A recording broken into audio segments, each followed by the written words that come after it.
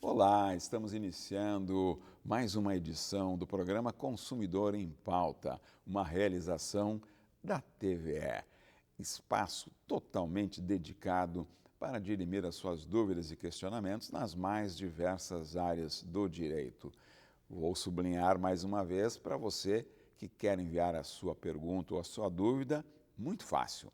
Você manda para o nosso WhatsApp 51 985-946-773 ou, se preferir, para o nosso e-mail consumidorempauta@tve.com.br. No programa de hoje estaremos tratando do direito do trabalho, recebendo o Dr. Marcelo Amirgliato de Jesus. Seja bem-vindo, Dr. Marcelo. Olá, Gil, tudo bem? Tudo certo? Me permita fazer uma saudação especial ao pessoal que nos acompanha aí pela telinha da TVE, também aqueles que acompanham o YouTube da TVE, que já tem quase 90 mil inscritos. Perdeu uma resposta aqui? Vai lá, compartilhe a informação e leve a informação para quem precisa. Também uma saudação especial para a nossa produção e para a nossa querida equipe técnica. É um prazer enorme estar de volta aqui contigo. Excelente, muito bem lembrado a questão da opção dos nossos telespectadores de conferir todos os programas no canal da TVE no YouTube. A primeira questão é da senhora Fabiana. Estou cumprindo aviso prévio e o meu chefe não permite que eu saia mais cedo para procurar emprego. Disse que minha carga de trabalho é de 8 horas diárias e que eu tenho que cumprir isso. Sei que ele está errado, mas o que eu posso fazer para que o meu direito seja respeitado? Vamos lá, Fabiana. Como é que funciona essa questão do aviso prévio?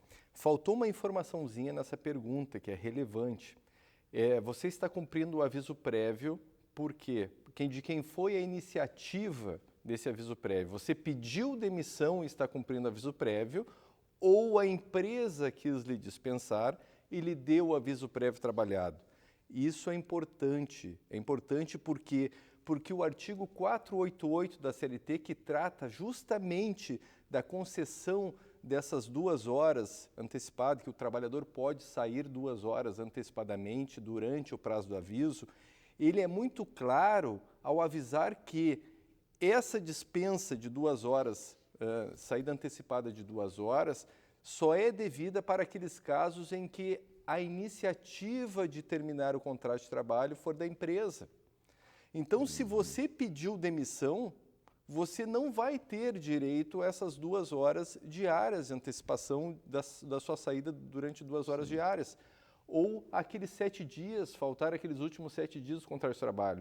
Quem pede demissão não tem direito a isso. Mas, no seu caso, provavelmente tenha sido o empregador, tenha sido dele a iniciativa de lhe despedir.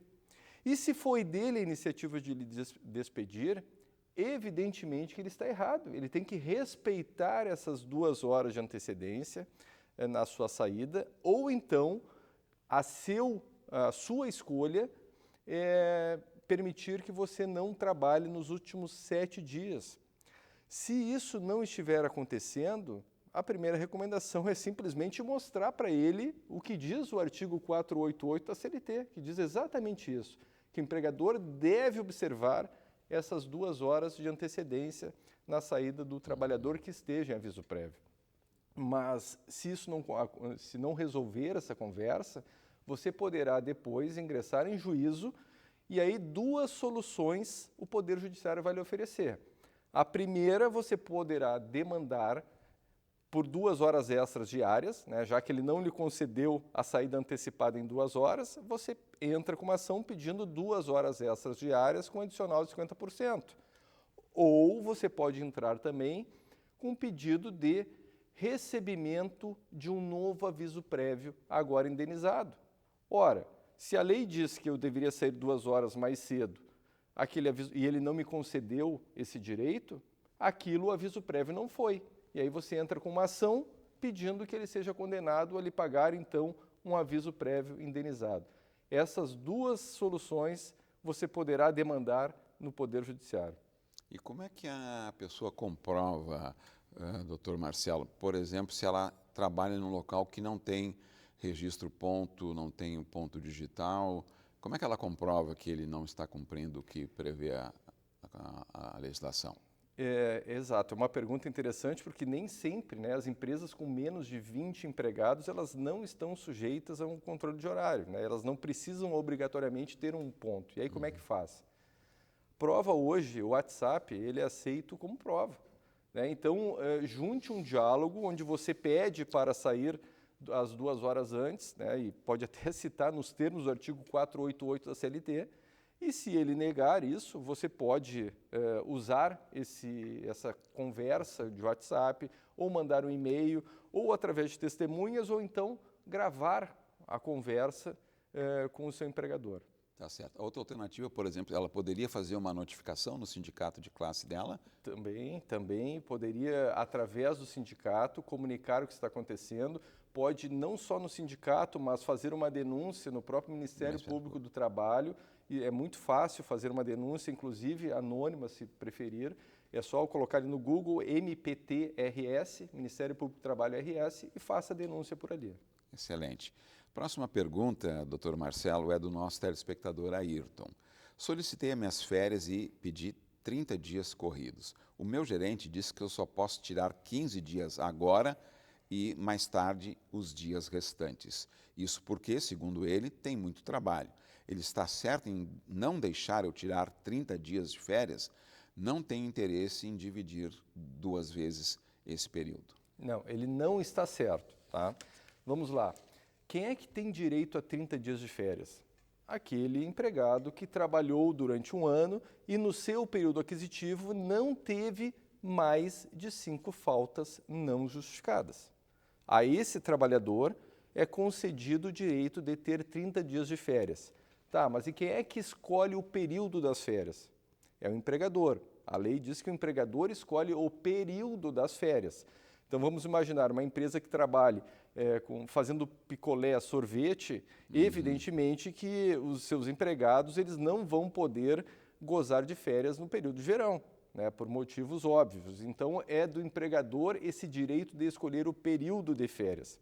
Agora, é do empregado o direito de fracionar as suas férias. Isso veio lá com a reforma trabalhista de 2017, foi dito que em comum acordo, ou seja, depende da vontade do trabalhador, poder fracionar em até 3 períodos. O primeiro período de 14 dias, não inferior a 14 dias, e os outros 2 períodos não inferiores a 5 dias.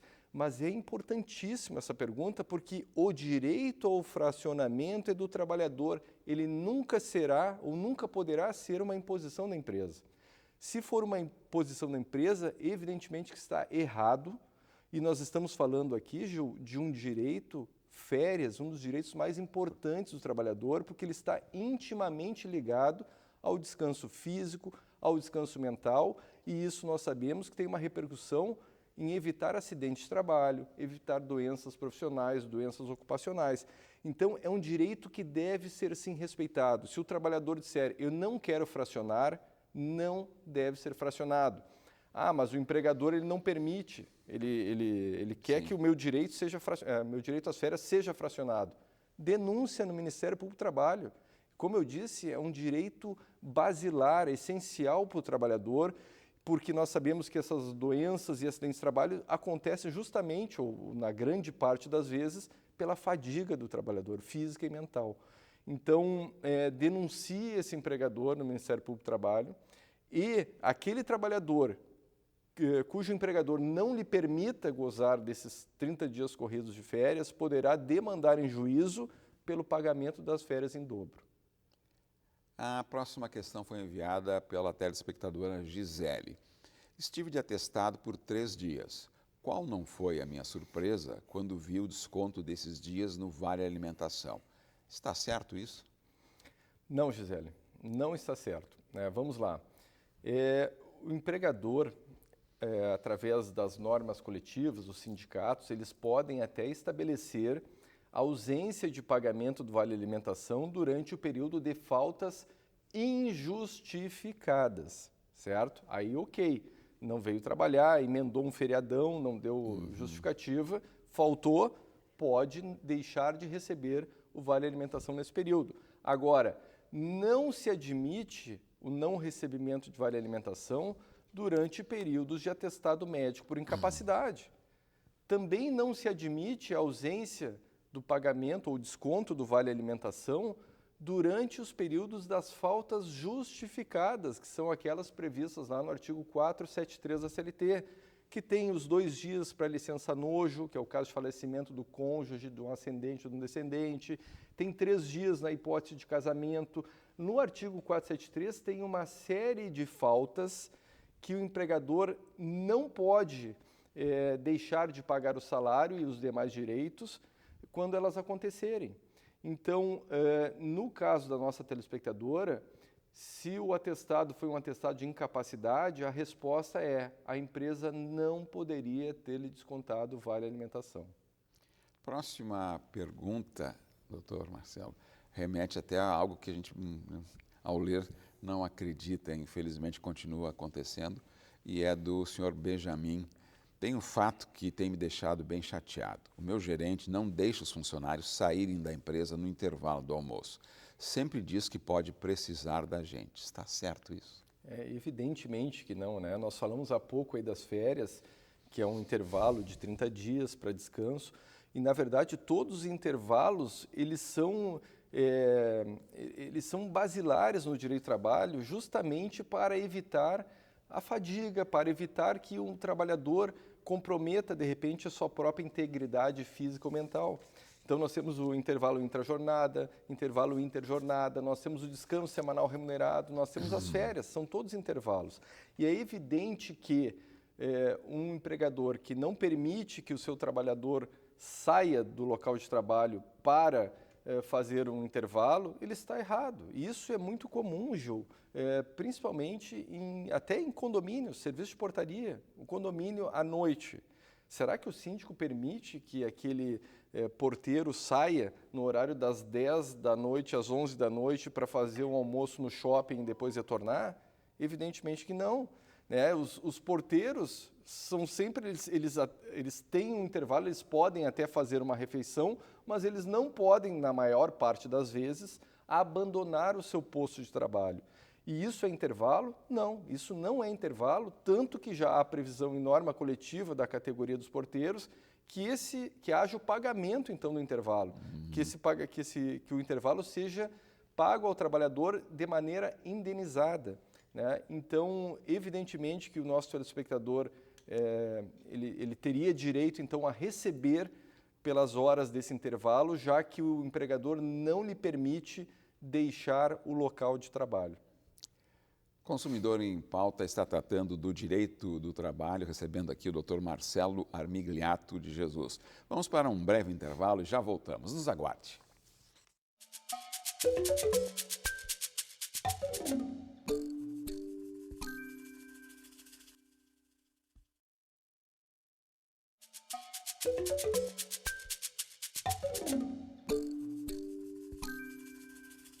Estamos de volta com o Consumidor em Pauta, um programa com a realização da TVE.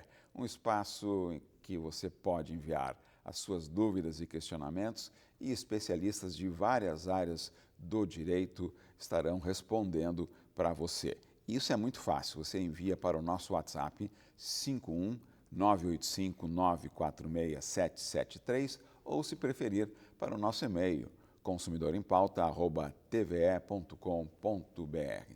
Estamos tratando hoje do direito do trabalho, recebendo o Dr. Marcelo Armigliato. A próxima questão, doutor, é da telespectadora Letícia. Trabalho há 5 anos em uma empresa. Durante todo esse tempo fui muito dedicada, inclusive fazendo coisas além da minha função. O grande problema é que outras pessoas têm sido promovidas e eu não. É possível pedir para o meu chefe uma promoção ou algum reconhecimento? Olha, a possibilidade, ela sempre existe. Converse com ele, leve para ele toda essa dedicação que você tem pela empresa e tente, através desse meio da conversa, uma promoção. Explique para ele o quanto você veste a camiseta da empresa. E esse seria o caminho da conversa. Mas, tecnicamente, como é que funciona essa questão das promoções? Eu posso exigir ser promovido ou não posso? Não existe na lei absolutamente nenhuma regra que trate de obrigatoriedade de promoção de trabalhadores. Então, aquela empresa que ela não possui nenhum critério de promoção em seus regulamentos internos, em suas normas coletivas, cabe ao empregador fazer a promoção de A e não fazer a promoção de B. Por quê? Porque isso faz parte do poder diretivo do empregador. Lá no artigo 2º diz que o empregador é aquele que, assumindo os riscos do negócio, admite e gerencia a empresa. Faz parte da administração da empresa. Então, na ausência de um plano de cargos e salários, na ausência de normas específicas, pode o empregador promover A e não promover B a seu exclusivo e subjetivo critério. Agora, muitas vezes as empresas possuem os planos de cargos e salários, possuem regulamentos internos e nesses instrumentos há previsão de promoções, das promoções, e existem critérios objetivos. Um exemplo é o próprio tempo de serviço. E sempre que uma empresa tiver, portanto, um plano de cargos e salários ou um regulamento interno em que haja critérios objetivos para a promoção, aí o empregador não pode promover A e não promover B se os dois tiverem preenchidos os critérios objetivos, porque aí nós estaríamos diante da quebra do princípio da isonomia, da igualdade que deve haver diante de critérios objetivos. Doutor, se, pelo que relata aqui a telespectadora, se os critérios são subjetivos e, eventualmente, não é o que está relatado, mas se eventualmente existe algum caso de perseguição, alguma coisa de subjetividade, é difícil fazer algum encaminhamento formal para reivindicar, já que a empresa, por hipótese, não tem toda essa estrutura que o senhor citou de regramento, né? Se for subjetivo. A resposta que eu dei, ela foi dada diante daquela temperatura normal de temperatura e pressão. Agora me fugiu. Sim. Até o... Condições normais de temperatura e pressão, né? E ambiente. Evidentemente que se nós estivermos diante de uma tentativa de assédio moral, olha, eu estou querendo forçar que aquele trabalhador peça demissão, então vou sair promovendo todo mundo e vou deixar ele esquecido lá num canto. Se isso realmente estiver acontecendo e nós tivermos como comprovar isso, daí nós estaríamos diante de um assédio moral contra aquela trabalhadora. E aí sim caberia uma ação dessa trabalhadora contra a empresa, não para obrigar a empresa a lhe promover, mas para buscar uma indenização contra esse empregador. Correto. Próxima pergunta é do telespectador Mauro. Sou motorista de uma empresa e bati o carro quando estava trabalhando. Agora querem descontar o conserto do carro do meu salário. Está certo isso, doutor Marcelo? Mauro, só pode haver o desconto nessas circunstâncias se ficar comprovado a sua intenção em bater o veículo, a sua culpa em bater o veículo e desde que haja uma cláusula expressa nesse sentido no seu contrato de trabalho. Intenção, vamos supor que o nosso telespectador estava irritado, foi cortado, teve a sua frente cortada, ele pegou e começou a acelerar o carro e perseguiu o motorista da frente e aí bateu no motorista da frente. Intenção, pode ser descontado? Pode ser descontado desde que haja previsão no seu contrato de trabalho. Culpa, o nosso telespectador está dirigindo, ele vai pegar o celular, recebe uma mensagem e bate o carro. Foi culpado pelo acidente. Nesse caso, também poderia haver o desconto desde que haja essa previsão no seu contrato de trabalho. Mas muitas vezes há também a culpa do próprio empregador. A manutenção do veículo não se pode atribuir ao trabalhador. Então vamos supor que teve um problema nos freios do veículo e essa foi a causa do acidente. evidentemente que ele não poderá ser descontado por algo que não lhe competia fazer, que é a manutenção do veículo.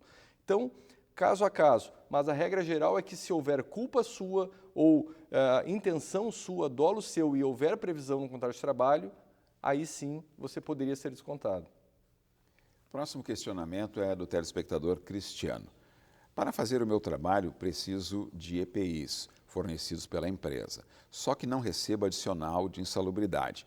A necessidade de uso de EPIs não estaria automaticamente ligada a esse adicional? Não estaria necessariamente ligado ou automaticamente ligado a esse adicional. Por quê? Porque o EPI, o equipamento de proteção individual, ele pode, é raro, mas ele pode ser plenamente eficaz no combate àquele agente nocivo. Então, se ele trabalha no ambiente nocivo, mas recebe EPIs efetivamente eficazes, efetiva e integralmente eficazes contra aquele agente nocivo, é como se ele não trabalhasse em ambiente insalubre e, portanto, ele não teria direito ao receber o adicional de insalubridade.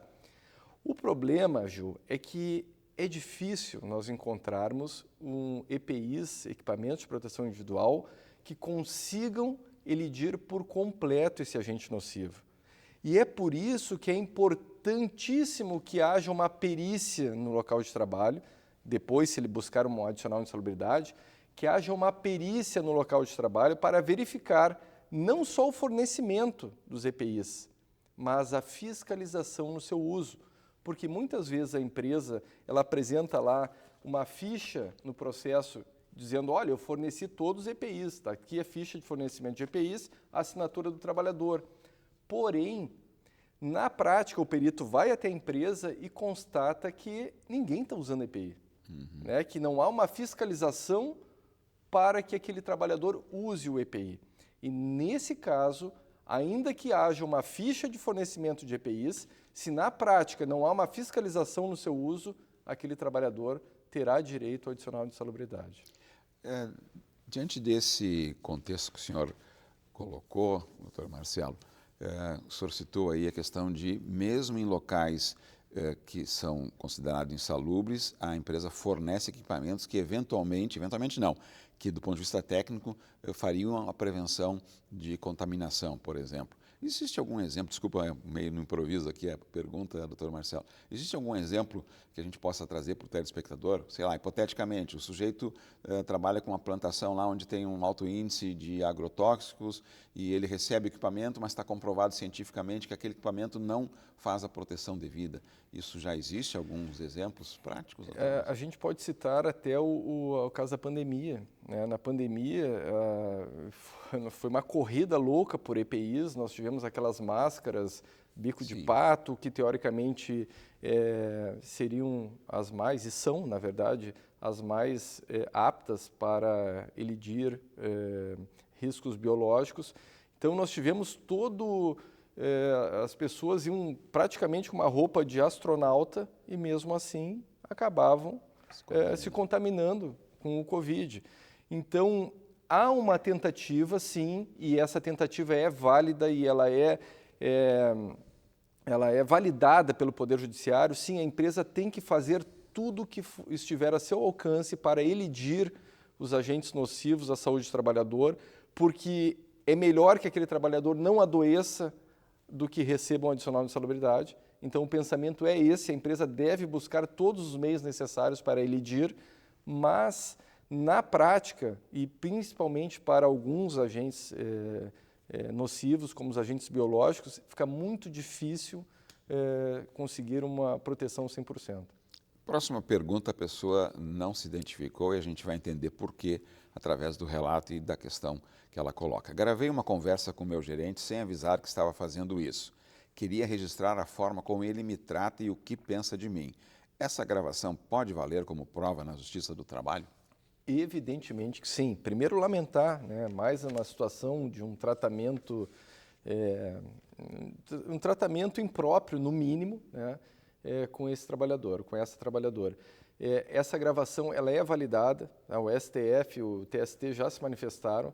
Sempre que eu for um dos interlocutores, e fizer uma gravação, essa gravação poderá sim ser utilizada como meio de prova na Justiça do Trabalho. O que não pode é eu não participar da conversa e fazer uma escuta ou uma gravação tua com um fulano, né, onde eu não participe dessa gravação. Aí isso não poderia ser utilizado e validado pela Justiça. Mas no caso dela, como ela é uma das interlocutoras, como ela está dialogando, aí sim poderia utilizar essa gravação como meio de prova. Muito obrigado, Dr. Marcelo Armigliato, pelos seus esclarecimentos, e o Consumidor em Pauta fica por aqui. Voltamos e nos acompanhe na próxima edição. Até lá!